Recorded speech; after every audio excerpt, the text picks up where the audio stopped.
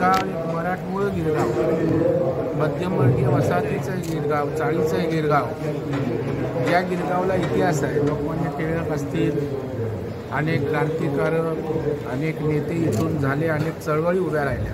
कमलेश आणि आज तो गिरगावकर स्वतःच्या घरासाठी धडपड करताना दिसतो. आणि मग छोट्या घरातनं मोठं घर मिळायला एकच मार्ग आहे की बिल्डराच्या घशात त्या ठिकाणी जागा घालण्यापेक्षा स्वतः स्वयंपूर्ण विकासासाठी जर पुढं त्या ठिकाणी आलो तर जास्तीची जागा मिळते. हा विचारात मुंबईत रुजतोय. कारण मुंबई जिल्हा बँकेच्या सहकार्यानं माननीय राज्याचे मुख्यमंत्री देवेंद्र फडणवीसांच्या आशीर्वादानं आज मुंबईत हे अभियान गती घेतंय. 12 इमारती उभ्या राहिलेल्या आहेत. त्याच्यामुळं 1600 प्रस्ताव आज स्वयंपूर्ण विकासाचे आहेत. शासन राजाश्रय देत आहे.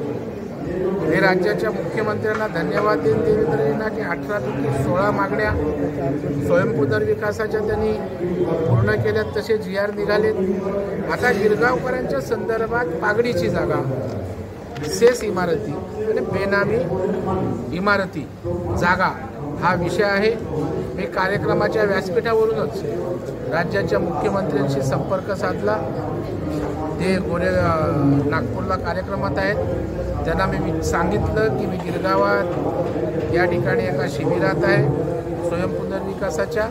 लोकांचा हा प्रश्न आहे. सरकारने या संदर्भात धोरण बनवण्याची आवश्यकता आहे. राज्याच्या मुख्यमंत्र्यांनी सांगितलं तुम्ही जाहीर करा.